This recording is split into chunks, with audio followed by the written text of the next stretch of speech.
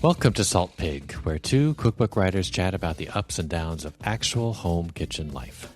What are we talking about this week, Ellie? So it's our last episode of our first season of Salt Pig, and we're just letting ourselves relax a little bit and talk about kind of some lessons learned. I feel like we both have learned a lot through these conversations. A ton. And not only like my cooking and my kitchen life have I learned a lot, but I've seriously kind of learned a lot about myself. I know that sounds odd, but I'm using kitchen towels like you wouldn't believe.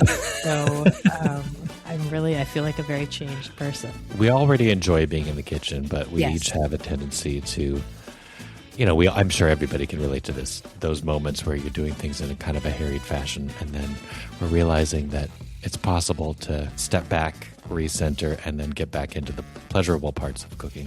Yeah, how to enjoy it a little bit more. It doesn't actually take that much more time. It just takes that little bit of effort. And and attention, yeah. Yeah, and it really makes a big difference. Yeah.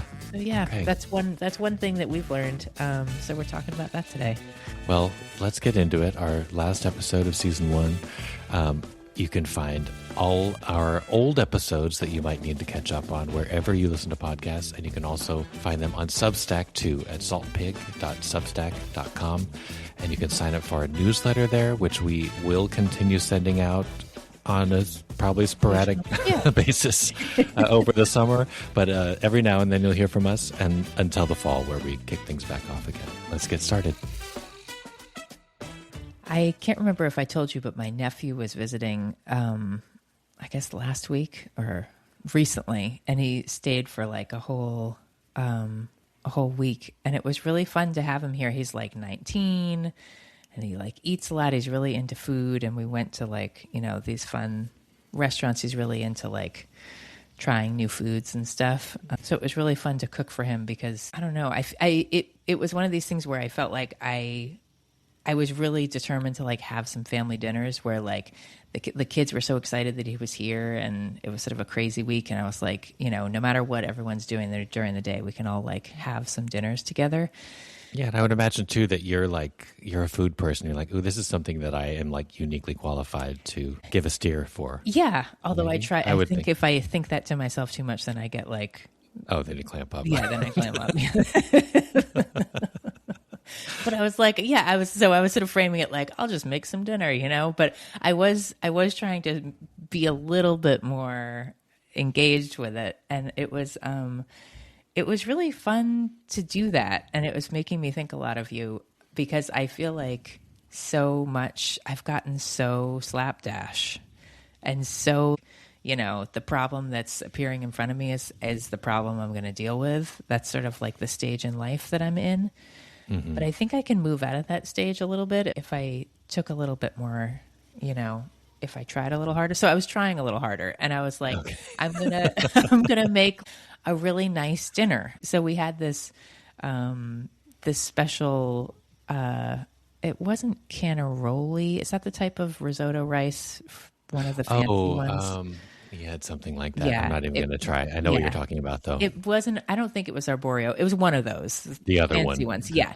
That I had gotten when I was visiting my sister in Italy last year. And I was like, so I was thinking of you first of all, because I was like, I'm not going to hoard this. I'm going to use it before it goes bad. For anybody who hasn't heard this episode, Ellie and I worked through there's like two types of people. There's like the ones that use up their fancy things right away because they're excited to put them to use, and the ones that like hoard them for forever because there's never an adequate opportunity to so anyway, it's never the right thing. Rice. Yeah, and you can guess, I mean, you are like crack it open like the moment you open it, right? Pretty much, yeah. Tom is like that too. He's like, if you give him like a shirt, he like pulls the tags off before he like tries it on, and I'm like, wait.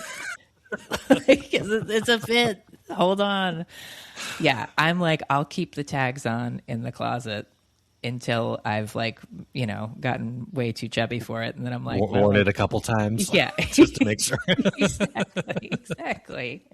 So I was like, I'm gonna use this special rice. Damn it, I'm gonna make this yummy risotto. Oh, and since Max is here, I'm going to also like make some chicken. Like normally I feel like I'm like one dish and a salad. I'm like that. But I'm like, I'm going to make 2 dishes and a salad. So I made this risotto, and then I was like, I'll make some chicken cutlets because I feel like what 19-year-old doesn't like a chicken cutlet. But it was really fun to throw myself into it a little bit. I made these chicken cutlets. I know we talk about preserved lemon paste all the time on this, but one of my favorite things. It's my favorite thing. And so when I was like breading these chicken cutlets, which I never do, I just recently like ground up a jar of preserved lemon. So I had to do a fresh jar. So I was like, I'm going to take a big blob of this. Again, also, I'm not going to hoard it because I know it's going to go bad eventually in the fridge. Like it will last for a pretty long time in the fridge, but it won't last forever. So let's just run with it. So I put a big blob of this preserved lemon paste in with the eggs, and then like as part of the, the egg dredge. And then in the dry dredge, I put nutritional yeast, which I learned from you. Oh yeah. And breadcrumbs and maybe some Parmesan cheese. I can't remember. And like really seasoned it well, like really made an effort to season it well. And man, were they good. The preserved lemon was really delicious. Fun, and the coating was really yummy. And then I made this risotto, which I was like going to just use better than bouillon. And then I was like, oh, let me paw around in the freezer and see if I actually have any chicken broth. And I did, but I didn't have time to defrost it. I guess I could have like put it in the microwave or something, or put it in a pot. But instead, I was like, I sauteed like an onion and put the rice in and toasted it, and then put some wine in. And it was just at that moment, again, like absolutely like minute to minute cooking, like not having the foresight at all. I was like, oh, do I have any chicken broth? So I had this huge quart size ice block of chicken stock that I found in the fridge. So then I just dumped it in the Dutch oven as sort of a self-saucing risotto.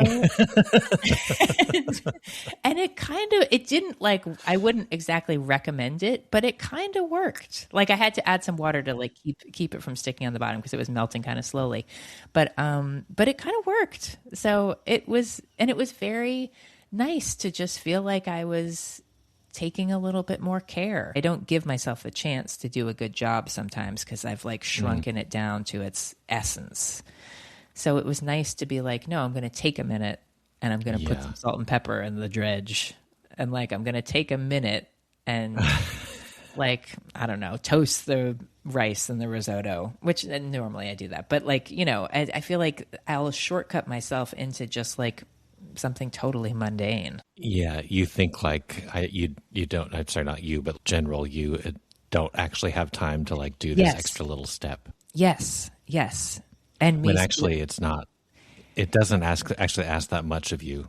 No, and it's also like I think that's what brought me so much joy about it is I was like, actually, maybe this does take 1 minute longer. It's minor, the extra that it takes. But it really made it a lot better. And it also just brought me a lot more joy. I was like, oh, I'm capable of making some really yummy chicken cutlets that are actually like kind of different from some other chicken cutlets I've made. I was like, this is again like an outlet for creativity, and it's something I get to kind of play around with. And I feel like sometimes I don't. A real skill of yours too. Yeah. And I was like, I don't let myself do it sometimes because I think I don't have the time or I don't have the brain space. And that's often true. But I was like, the only person who's going to give me the time or the brain space is me. I was like, so we eat 5 minutes later. I mean, it was a more complicated dinner than I normally make, but I was like, I don't know, I'm making dinner.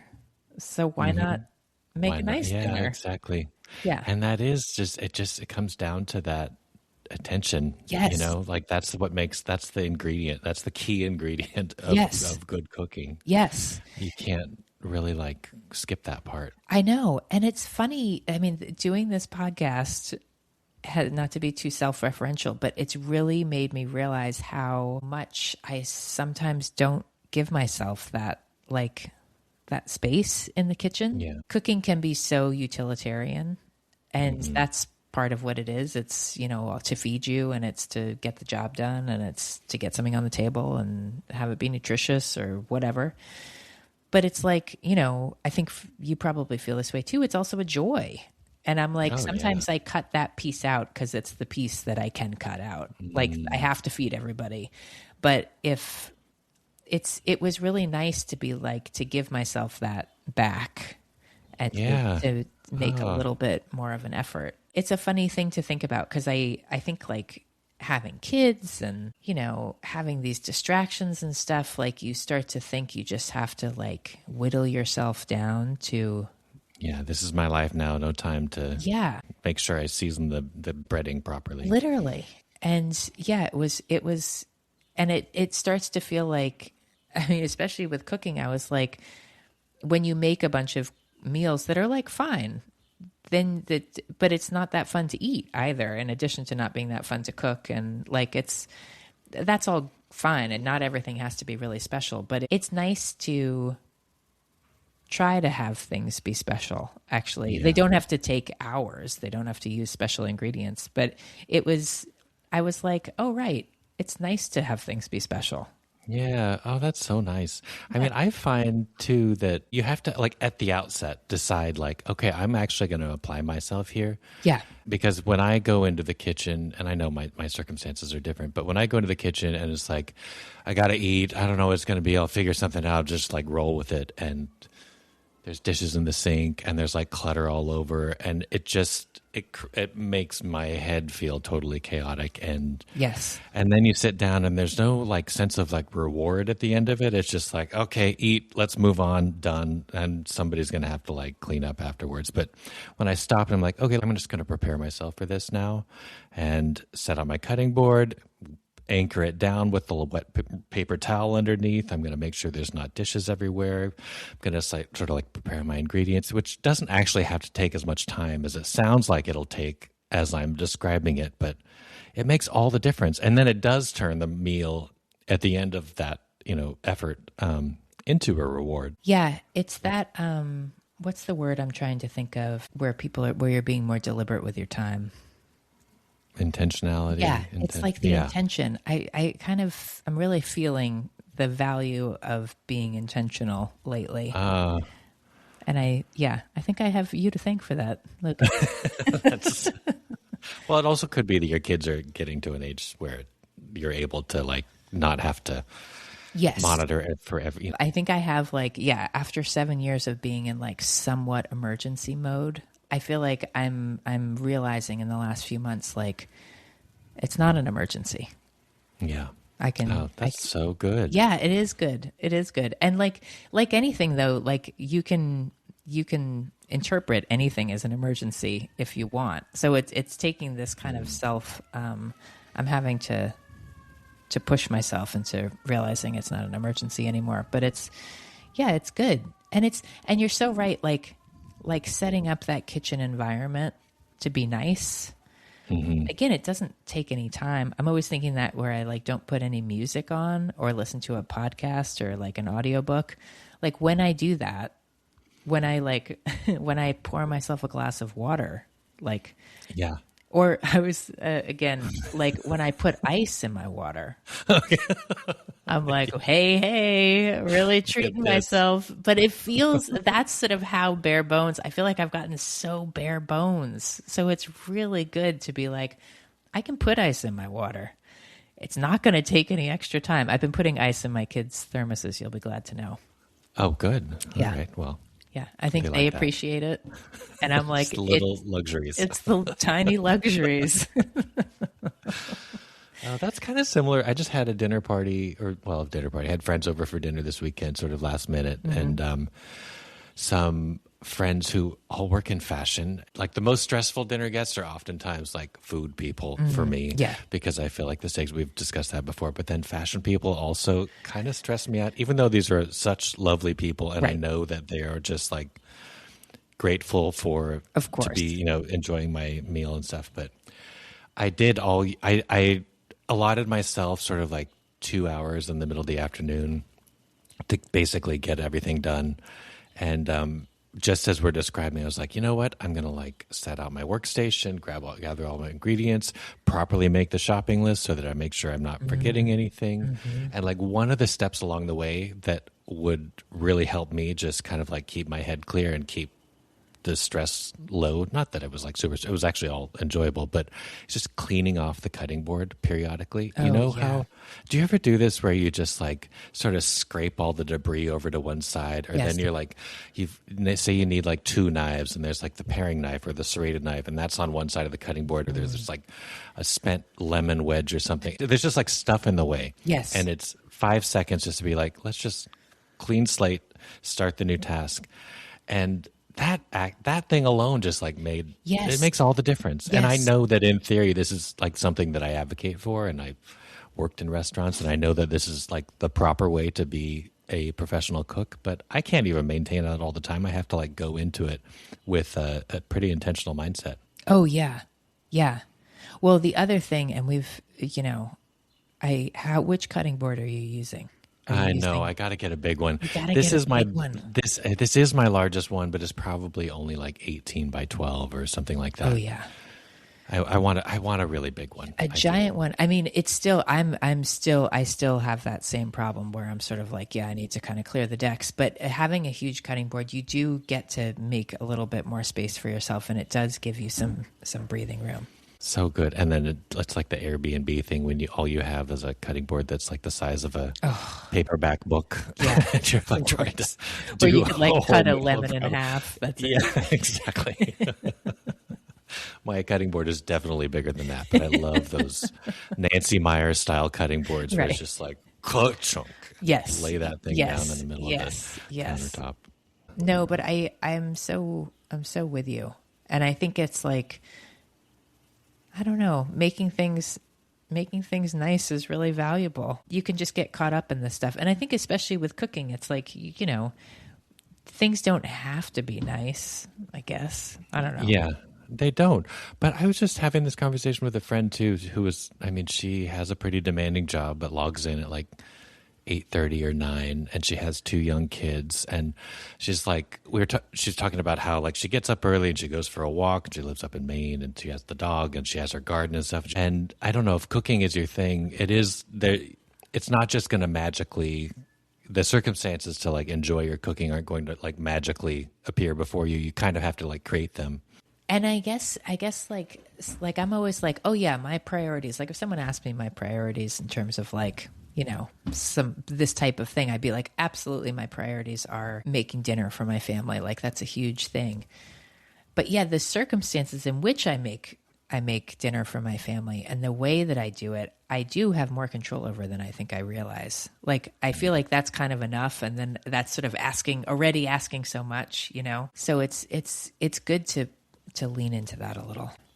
I was thinking about you because I'm in this like home stretch of finishing my cookbook. Yeah. And like through our conversations, I've also realized like we both sort of like we both work in food media, but I think as a recipe developer, I'm like much more in like the nuts and bolts of like what's happening, what's trending, who's who, Definitely. I think that stuff is really fun, and I love like paying attention to what's happening moment by moment. But I think that there can be a tendency to like when you're just like so wrapped up in what's the cool thing right now, what's everybody talking about, what's the ingredient of the moment, what's the viral recipe going around, that you forget that like that's not actually how people cook every day. Yeah. And like I think that through one of the things that keeps coming up between you and me is like, especially at the end of our episodes, and we're like, what's for dinner?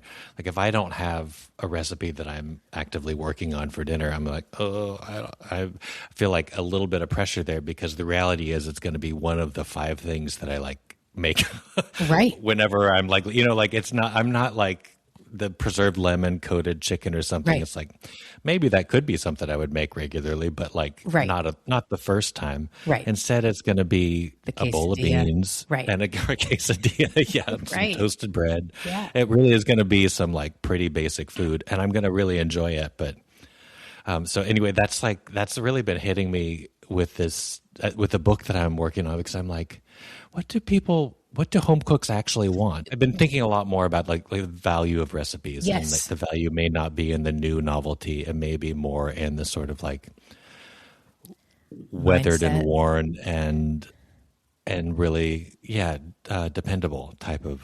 Yes. I don't know. The thing is, I think I think there's kind of everybody out there. I mean, I think there are people who do just want to cook the newest thing, and it's like fashion. It's like any of this stuff. There are Yeah. people who want to follow trends or who want to be doing what other people are doing, and being able to sort of talk about that stuff. And then I think there's the people who have sort of a different practice around it. And I thought that was really interesting what Steve was saying last week. Oh, yeah. The idea of just like this practice of cooking and what it means to just be engaged with it week after week, day after day, what it means, how you're doing it, how you're feeling when you're doing it, but like what you're cooking and what you're expecting from that cooking. It's not necessarily going to like blow you out of the water with excitement, but it's delicious and it's nutritious and it's, maybe satisfying some other things. And I'm so curious about sort of again, we've talked about this because cookbooks speak in this currency of recipes. I don't know what other currencies people are sort of willing to play around in. Because I know there's just has to be other ways to do it. I think I've found it really interesting to think about cooking sort of more as a practice. And I think that's what I was sort of playing with. I was like, yeah, like this does something for me it's something I want to give my family. It's something it's important to me nutritionally to like be cooking home cooked food. It's also something that's sort of mine. Like it's a creative outlet. It's time that I'm listening to an audiobook maybe, and I'm, thinking about things. But in terms of cookbook writing, I think that gets tricky. And I'm really interested to see, do you have in this book, like, how are you setting up the recipes? I started out thinking that I was going to do something very different and a little bit more try to convey the versatility of each recipe and how they really are in their bones, just kind of like a few components that come together. But then the more I did that, the more I'm like, this is like killing the fun of cooking because it's like making it all seem so much more complicated than it is. I didn't really land on a way to do that made it feel as simple as it's supposed to feel. Yeah. And so I ended up there. In fact, I'm right now going through the process of even like further simplifying stuff because I think that's what makes a good cookbook. Yeah. Is like a recipe that is easy to follow and has some kind of like takeaway in it that hopefully somebody will make their own. Yeah. Yeah. I loved what Steve said about just the act of making beans is the process of learning how to cook. Yes. Like if you make beans, you're going to learn how to cook. And that sort of like reframed recipes for me is like, okay, well, this is, maybe you are following a recipe, but if you continue to do this, the recipe will end up being like part of the process of like learning how to cook. It's the practice of cooking that's going to like teach you how to cook. And it's never really over. You never like arrive at a place where you're like, I'm a cook now. You're just like, it's something you just do. It's tricky though, because in a book, it depends on who you think your audience is, and are they beginners or are they sort of, what are they looking to get out of it? I mean, I think in your cookbooks, do you feel like people are more beginners or kind of all over the place? I think of my readers as like Trader Joe's shoppers. Yeah. Like that's sort of the scope of ingredients where they're sort of aware of things like harissa paste or I don't know. There's like a little bit of an awareness of like the distinctions between different cuisines and stuff and a willingness to experiment with flavors and things. And I doubt that for very many people, I'm like the only cookbook that they own. I feel like I write cookbooks for people who have several cookbooks, you know? Yeah. Yeah. So probably not like super beginners. Huh. Yeah. There was this interview I read recently. I can't remember her name, but she's got like the top selling cookbook for like a year or something in Canada. And she just she self-published this book about salads. Yes. And, it was a great interview. It was a great interview. I read the that Cookbookery Collective Yes. as Jenna Helwig's. And she said, she made this comment that was like, oh, I think a lot of recipe developers are like writing recipes for other recipe developers and they're forgetting about what their readers actually want. Mm-hmm. And that stuck with me so much because I'm like, I wasn't actively trying to impress other recipe developers, but I'm aware of what they're doing, and I'm aware of trying to like distinguish myself from like what other people are doing. And then I think that's essentially the same thing as what she was saying. Yeah. But it's kind of hard to, I don't know, it's really hard to like have that sense that you're writing a valuable cookbook if it doesn't feel like everything that you're putting in there is like original and like new and that you can't really find somewhere else. Right. Know? Though I do think your cookbooks conceptually are very helpful for people. There's also like so many different levels of how they're being used. You know, snacks for dinner, the concept of that is so strong that's a lesson that you're giving people permission right off the bat before they even open the book of like, you can do this for dinner. And this could really work for you. And I think that would be really valuable for people before they even get into like the specific, you know, dips that you're making or the specific crackers that you make. But the idea that you could do this for dinner, that's like one way of reading your cookbook that would be valuable before you even get into the recipes. That's one thing I love about cookbooks is that they are valuable beyond just the recipes. So I think like... Yeah. I think it's like a perspective.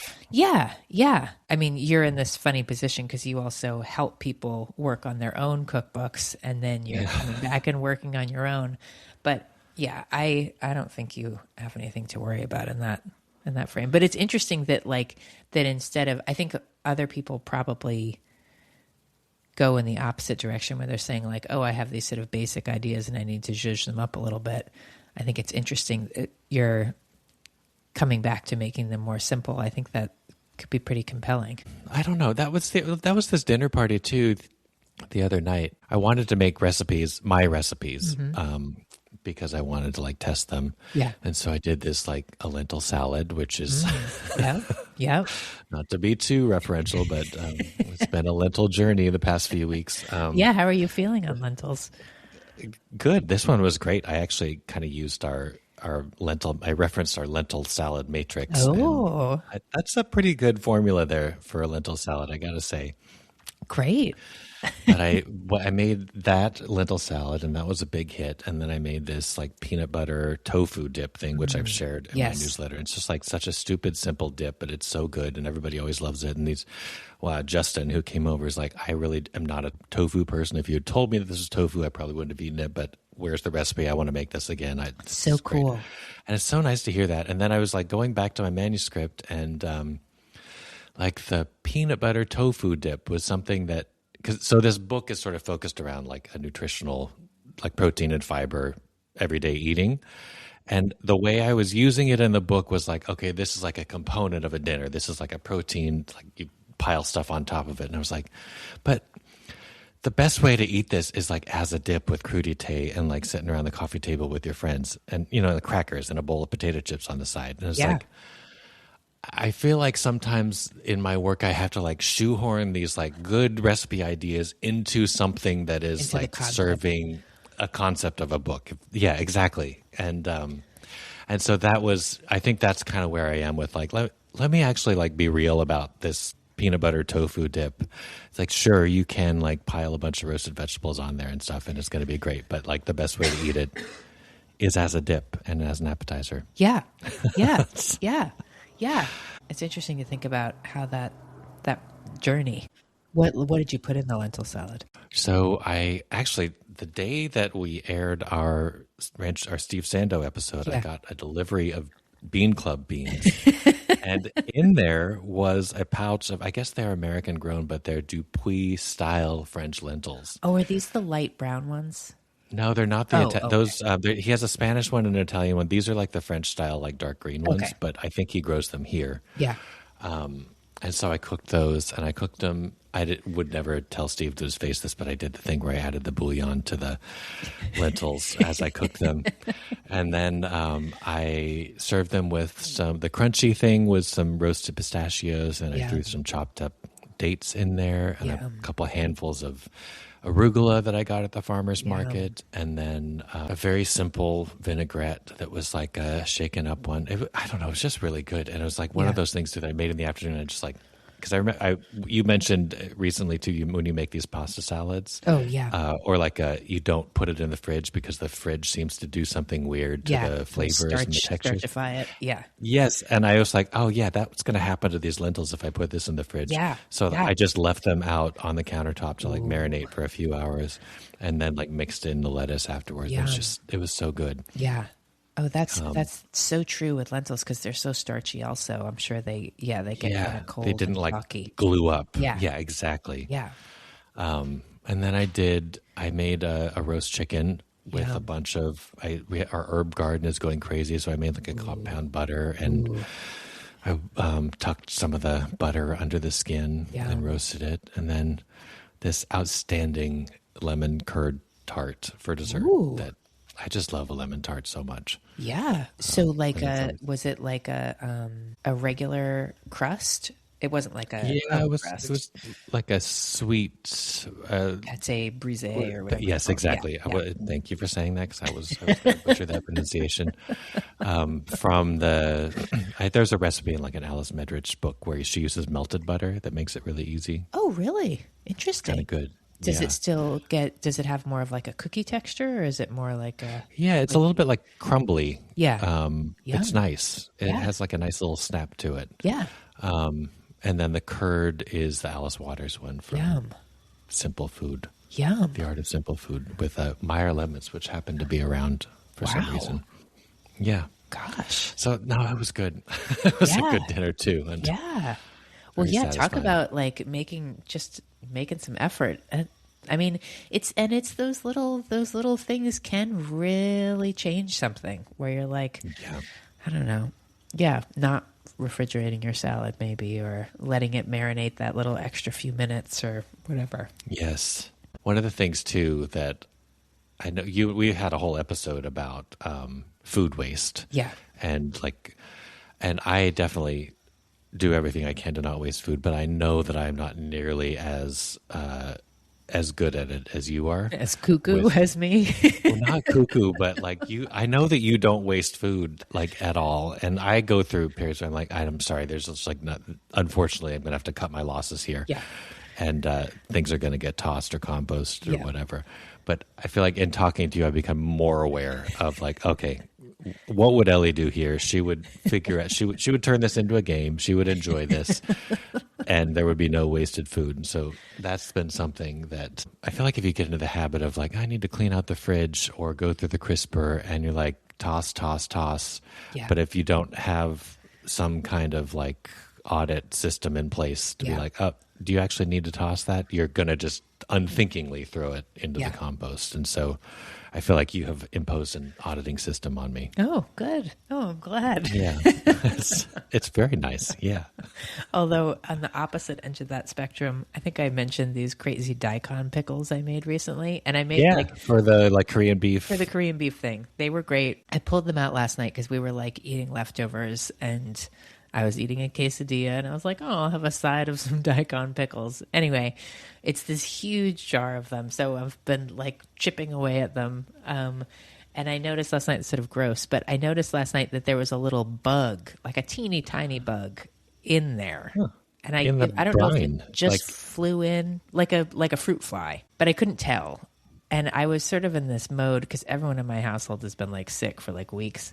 I was in this mode where I was like, I'm not going to make myself or anyone eat these pickles that have this bug in them. I was like, I'm sure I could just fish this bug. I mean, it's teeny tiny. I'm sure I could take this bug out, and I'm sure it would be fine. It's whatever. I'm sure we eat bugs all the time. But I was like, I was just in this mode where I was like, we're already eating leftovers. I guess these daikon pickles are being composted. I put the kids to bed. He had done all the dishes. I went downstairs. We were watching the Knicks game. I mean, barely, but I was like, we were doing some tasks on our computer, and he walked through the kitchen, and he was like, oh, I think we left one of the like burners on. And I was like, oh, like it sort of smelled like gas. And I was like, ooh, that's troubling. But all the burners were off. And I was like, that's true. I mean, we had the dryer on, and the dryer is a gas dryer. And I was like, gosh, I hope it's not like the dryer. So we like went down to check on that. We still smelled it. I was like, I really don't want to like call the fire department right now. Like, I don't know what you do if there's like a gas leak.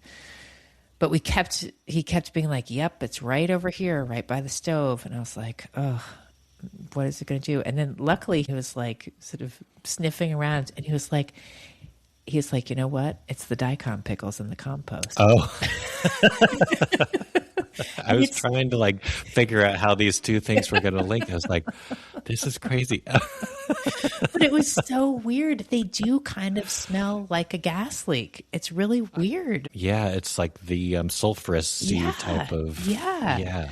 So I was so relieved. It was one of those problems where I was like, I don't want to just like go to bed and be like, hope we don't all die, you know? But, but I was like, I don't really know how I'm going to solve this. But yeah, what would you have done in the situation if you saw a tiny fruit fly in your giant... I would just scoop it out. Yeah. And just try to like not let anybody see it happen. Yeah, exactly. Behind the scenes. Yeah, I was in sort of a weird mode where I was just like, I guess I'm trashing it. But it felt very, very weird. Sorry, back to what you were saying at the beginning. Just this morning I was making breakfast, and I was like trying to do it in like a short window of time because we were going to get started. I had another thing I needed to do, and I was like making breakfast, and we had an avocado that's sort of just about to turn. Yeah. And everything was just about ready to serve, and then I had to get like the peel off of the avocado, but I hadn't yet used a spoon. Yeah. And I was like, oh God, I do not want to have to like, because also like the small spoons they're like the hottest commodity. Hot commodity. I don't know how this happens, but like somehow we have a full drawer of cutlery and there's not a single small spoon left, even though like the dishwasher's just been emptied out. Right. I don't know how that happens. I was like, oh, I don't want to wait. So I stood there it must have been like an extra 3 to 4 minutes. Yeah. For something that would have taken 15 seconds. But I was like peeling off the avocado peel, and it just like kept coming off and crumbles. Tiny bits. And ended up looking like all picked over and gross. And I was like, Lucas, if you just grabbed a freaking spoon, you could have washed it. You could have used it, washed it, put it back away in less time than this whole endeavor took. Treat yourself. Yeah, that's but it's so relevant. Yeah. Oh my God. You'd be so proud of me how many dish towels I've been going through, Lucas. Oh, good. So many dish towels. That's a game changer. It is. And it's the treat yourself. I'm like, this is dirty. So I'm not going to be annoyed that it's dirty. I'm not going to be like, how did this dish towel get so dirty? Or I'm going to make this dish towel dirtier before I deal with it. It's so like such a weird mind frame. Yeah. Just get it out. Now Put I'm just like, it's dirty. So it. I'm going to wash it and I'm going to get a clean one. Yes. Oh, so nice. I love that. My stash of clean kitchen towels just I never get to the bottom of it. Wow. So it's just like never a thought that like, oh, I'm going to run out of kitchen towels if I don't make this one last a little while longer. It's just like, it's dirty, it's gone. Like pretty much every night I like take all the towels and put them into the hamper. I was talking with my sister about that, and she was like, how many dish towels do you think Lucas has? And I was like, I think he has a lot. She was like, yeah, it sounds like it. I think it's probably like 20, 25. Yeah. Yeah. I don't know. I go through like 2 a day, I think. Yeah. Yeah. And then do the laundry once a week. Yeah. But yeah, now that this is our last, because we haven't said this, but maybe it's why we've been so reminiscent this episode, but this is our last episode for the season. For season 1. Yeah. For season 1. Don't panic, everybody. For season 1. We have a season, and this is it. Incredible. Yeah. Yeah. It's been sort of like going to therapy, and it's been really some kind of kitchen really therapy. Awesome. Yeah. Yeah. I'm really grateful for it. So thank you. Yes. Oh, thank you, Ellie. I love that we actually made this happen too. We talked about doing something and then finally landed on this. And I feel like the second we started doing this, it was like, oh, this is it. Yeah. This doesn't have to be, it's very natural. It's what we'd be doing anyway. Yeah, I think that's right. Even if we weren't recording right now. So I hope you've got a good answer because this is going to be the last one for a little while. You may have to help me think through it a little. Yeah, Okay. dinner tonight. I Yeah. did same old story. I bought some chicken thighs, Okay. and I don't know what I was gonna do with them. Maybe like marinate them in some yogurt, Mm, like and yeah. spices. Do you ever do that? No, I don't. But I remember Jenny Rosenstruck has like she has a very popular recipe for like a yogurt marinated chicken thigh for Oh, like does she? grilling them. Oh yeah, Yeah. yeah, for grilling them. That Yeah. I don't know why that crossed my feed recently. Oh yeah, it is. I mean, it's such a handy thing to do with chicken, and it does really make them extra delicious. So I was thinking about maybe doing something like that with like, some cumin, coriander, garam masala. Lemon. Yeah, yeah, Yeah. Ooh, yum. yeah, And then like flatbreads and some of those. yeah. Maybe it's time to fish those daikon pickles back out of the I compost bin. know. Get those gassy smelling pickles back out. Somehow I have 1,000 cucumbers in the fridge. So maybe I'll make like a little, talk about it being more intentional. Maybe I'll even get out like a little mandolin and like shave some Ooh. cukes, make a little cuke salad. My mom used to make one that was like, I feel like it was like sugar, vinegar, dill, Oh, yeah. like I had that. one of those growing up too. Yeah. And that was always, I loved that when I was growing up, Me too. but And it I've was kind never of really like made it. drippy. Yes, yes, Yeah. very And with watery. with like sweet onion in there as well. Yes, that's When we had right. it growing up. Maybe I'll make that. I wonder how That much would be so sugar good. it was like white vinegar, do you think? White vinegar and I feel like sugar? the way my mom didn't make that, but I remember one of my aunts would make it, and I don't think it was that much sugar. I don't remember Yeah. it being sweet. I remember it being like more acidic and Yeah. just quenching than anything else. Yeah. Yeah. Um, Maybe I'll try but I something always like do that. now one of those like smashed cucumber salads with like the sort of Japanesey type, Ooh. and they're always so good if you have time to like salt them and drain them Yes. first. Because Okay. that ends up, I don't know, just changes it gives them a little bit more of a dense type of structure. So you slice them, you salt them, you put them in like a colander. Yeah, you smash them. You like these are for like Oh, those Persian cucumbers. yes. You like Yes. smash them with the broadside of the knife, Yep. and then toss them with some salt, and then mix in some that toss them in a vinaigrette. Okay. Like a rice wine vinegar. Rice wine, a little soy sauce, maybe a little toasted sesame oil, a little bit of sugar Ooh. or sweetener of some sort. Ooh, that sounds good. Maybe I'll go a They're little good. more Japanese. If I did that with the cukes, what could I do with the chicken? It's like a Maybe it's teriyaki, a mirin, yeah, soy, exactly, yeah, sesame seeds. That might be fun. yeah. The What are rice. what are the is it izakaya? It's like the street, like Yes. the skewers and stuff. Maybe some one of those chicken Yeah, skewer type things. that's a good idea. Okay, maybe I'll do that. That sounds like more fun. Yeah. Do you guys have a gas grill or do you do We a have a gas charcoal one? grill, Okay. which I've now kind of come around to. I just let Tom grill, but I've been occasionally going out there and doing it myself, and I'm like, it's pretty fun. Yeah, I know. I didn't grow up grilling at all, but we have one now, and I'm like, oh, and it's also like this is just food and heat. Yeah. I don't. In my mind, it was like so much more complicated, Yes. and I feel like being a grill master is such a thing, and Yes. then I know that charcoal grilling is a very different approach, and there's more to know about how to like manage the embers and stuff, but. Gas grilling is really not that different from It really any other isn't. kind of cooking. I feel like I've sort of been mansplained out of it, kind of, Right. where I'm Yeah, just like, I exactly. can't grill, I know. My family was so that way. It's like getting home from dinner, mom's done all the cooking and prepping, and it's like, Dad, time to grill. but Dad's making dinner, right? Dad's making, yeah, which he's very good at doing. So, Yeah, I mean, but it is a real skill. Like Tom, I think I mentioned this on here. Maybe Tom's gotten so good at grilling chicken that I'm like, because I'm maybe no surprise. I'll just sort of put it on there, and then I like go off and do something, like go fold some laundry or something, get very distracted, and like the chicken's perfectly yummy, but it's not like carefully cooked. I'm Yeah. not like tending it out there. I'm like, oh, the chicken, then like run out there, and I'm like, it's really nice when it's like really well done, when it's Yeah. like juicy, and I'm always like, well, these will work. Put some Yeah. yogurt on it; they'll be fine. I was reading something recently too, because I mean, I feel like I just don't have a whole lot of. I've got so much experience cooking vegetables that meat is not necessarily it's not like a novelty so much, but everything, there's like one or two ways to do the animal proteins that we eat. Maybe there's just less curiosity about it on my part. Yeah. But I was then reading an interview with, do you know the British cookbook author, Ed Smith? No. I don't know exactly what his background is, but he has a new book out called Peckish, and it's all like chicken recipes. Oh, cool. And he was talking about how when you grill chicken, you basically, the thing that I want is like the char on the, I want that kind of flavor on the grill. Yeah.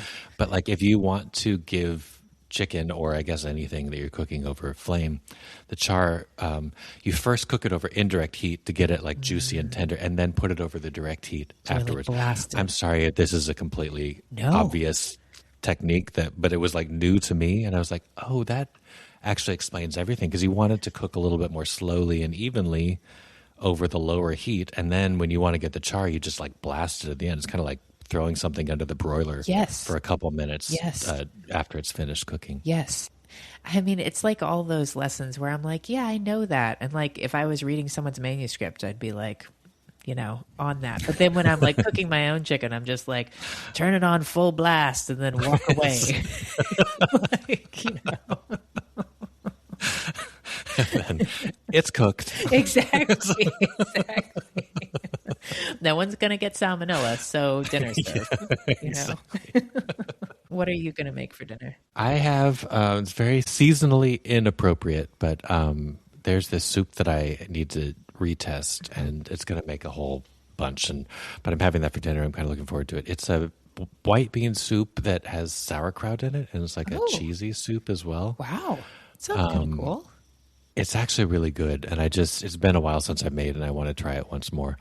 But is the sauerkraut like blended in? Is it a blended soup, or is everything? No, it's sort of like a cabbage and bean soup, but the cabbage is like a sauerkraut thing. That sounds cool. It's got like a tangy quality, and then the beans are good and savory, and then cheese and at the end, and a little bit of like dairy in there. So it's more of a cold weather, stick to your ribs kind of soup. Sounds great for cold weather, but temperatures dropped a little here, and like we all act like summertime you don't eat hot food. I mean, I eat hot food for dinner every night in the summer.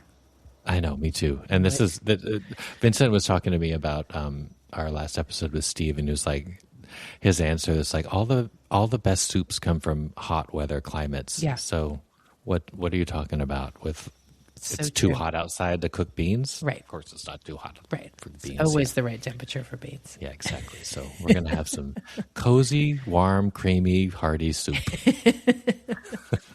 Well, This is fun. Yeah. Closing out our first season. I'm kind of excited to start brainstorming season 2. But yeah, me too. between now and then, you're going to do some travel. I'm going to finish writing my book. Yep.